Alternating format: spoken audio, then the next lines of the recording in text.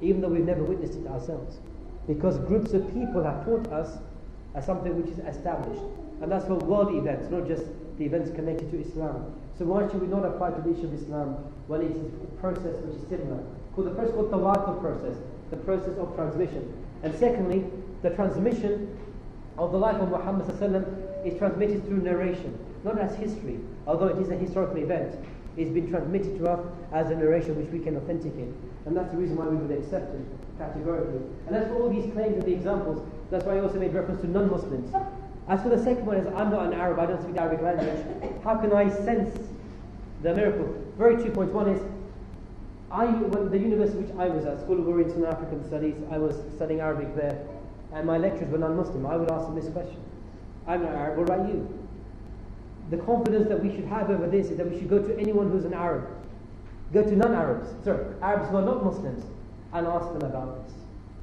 Because this is one related to the language, but one related to the concept of recognizing what the miracle is and what the challenge is. That doesn't require the language, it requires the understanding of the miracle and how it works.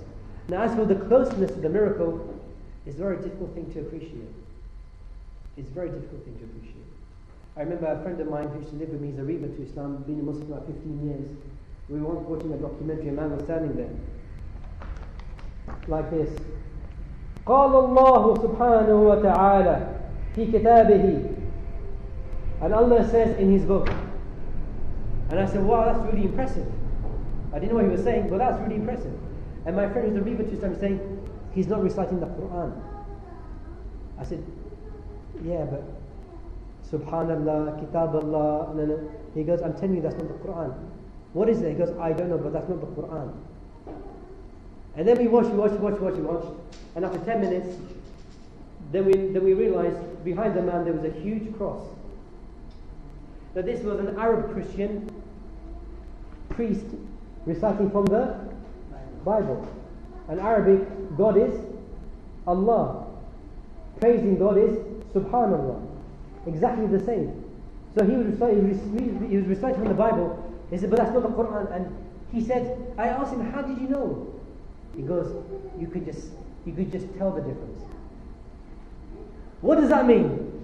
He goes, you can't explain it. So when you talk about sensing the miracle, I'm not sure how you do it unless you dive into the language and spend years living in the desert with some Bedouins and appreciating the language from scratch, appreciating it personally. But in terms of appreciating the miracle by concept, that's accessible for all of humanity, Arab or non-Arab, because the concept holds true. That there is a miracle, there is a challenge. Can I meet it? Can anybody meet it?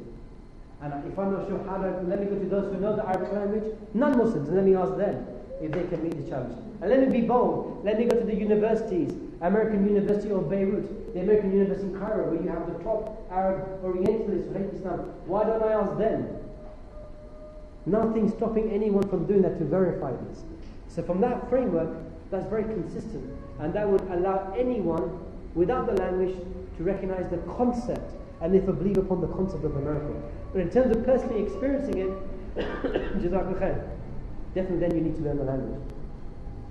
And subhanAllah, I'm not sure we have enough time in our life to be of that level to learn the language, given all the other issues that confront us. But yes, if you have the means in the process of learning the language, then Allah support us in that endeavor, inshallah. But just to end, because it's 1 o'clock, I really want to end by this whole idea of what should be the impact of the Qur'an in our life. It's very, very important we recognize it. And I just want to really end with, probably if you don't mind, just a story, because there's a lot I wanted to say before the question came. But I really want you to read these evidences which I've given to you at the bottom, but I want to finish with a story for you. A true story, I think I may have mentioned this before to you. There was a talk, and I was privileged enough to be at that talk, and at the end of the talk there was a sister. She came to the speaker, I was with the speaker at the time, and she was not covered Islamically. She wasn't wearing the Islamic dress with the khimar al-jilbab. And she said to the speaker, can I ask you a question? She, yeah, alhamdulillah, please just ask the question. She asked him a question, and he gave her an answer. And she was about to leave. He goes, sister, before you leave, can I ask you a question? She said, yes, inshallah, by all means, you can ask me a question. He said, look, imagine you were ill. And you became very weak, and you started to struggle with your breath, you started to struggle with your health, and your hair also started to fall out.